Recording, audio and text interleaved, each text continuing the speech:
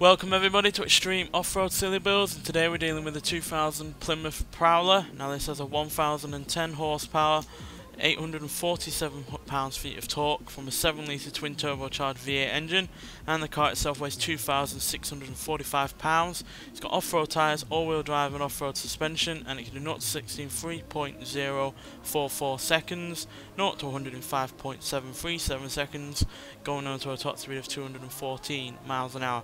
So yeah, we've only ever had one other Plymouth on this series, the Plymouth Fury, which despite being from 1958 and being quite a big car, certainly not meant for going off-road at the speed it was going at, it did a time of 2 minutes 5 seconds .325, which is pretty damn quick for such an old car.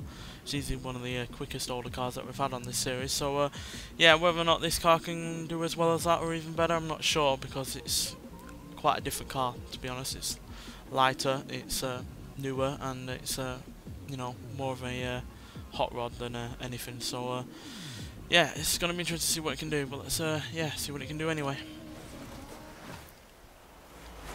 So yeah, quite a lot of power, a lot more than it had originally. It didn't have 300 horsepower originally, so we're talking more than 3 times the amount that it had standard, and it didn't even have a V8 standard either, it had a V6, so much bigger engine, much more power, but it's still really rather quite lightweight, which is probably the best thing about this car standard, to be honest, is how lacking in weight it is, which should hopefully help in terms of acceleration. Whether or not it's going to help in other areas, I don't know. Like a lot of cars that are as low as this, the water is going to be the biggest issue.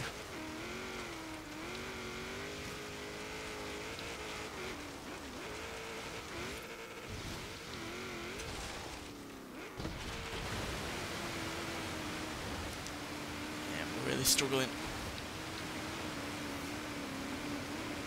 Barely doing 70. Which doesn't give us good hopes for the end part. We're at the beach. But it is dealing with everything else okay. It's handling the power, the all-wheel drive fine. Bumps and the jumps, no problem so far. Oh, it's getting to the tougher part here. Suspension seems to be dealing with it okay.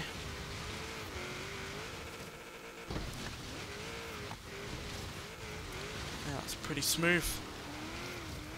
It's easily one of the smoothest non-off-road vehicles that we've had on this series.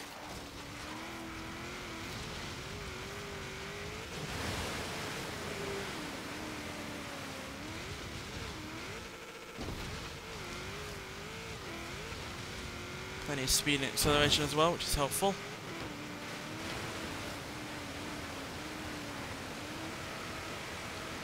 It's really slow through here. It's easily one of the slower cars that we've had on in the water. And it's actually slower than the 1958 Plymouth Fury, which is a surprise, but at 2 minutes 7.160 it is at least quicker than the Nissan Skyline that we had in the previous episode. But it is at least quicker than other cars as well, like the actually it's quicker than the Ford F-150 Raptor, which is a big surprise considering that is an even newer car that is meant to be going off-road. And it's also quicker than the Holden FX Ute, the Ford Escort RS 1800, the Ford F100, the Holden FX Sedan, the Infiniti IPLG Coupe, the Mercedes-Benz 190e, the Tesla Model S, and the MG Metro 6R4, as well as other Group B rally cars from the 80s. But it is slightly slower than the Bentley Continental GT Speed, the Volvo 242 Turbo, and the Dodge Dart GT. But yeah, despite the fact that it's a lot slower than the likes of a car that is 42 years older than it, and is a far larger, far heavier car, that is still fairly decent. It is obviously a car that was never meant for dealing with this, but it dealt with the off-road elements perfectly well. It was only really the water that held it back, because it was barely being able to do 70 through the river, and then it was barely able to do about 65-66 mile an hour through the sea bit at the beach. So yeah, the water was the biggest problem, but if it wasn't for that, it would have been a lot quicker, because it was, like I said, really rather smooth throughout the rest of the course. Handled the power perfectly well, handled the all-wheel drive perfectly well as well, especially for a car that was rear-wheel drive only originally.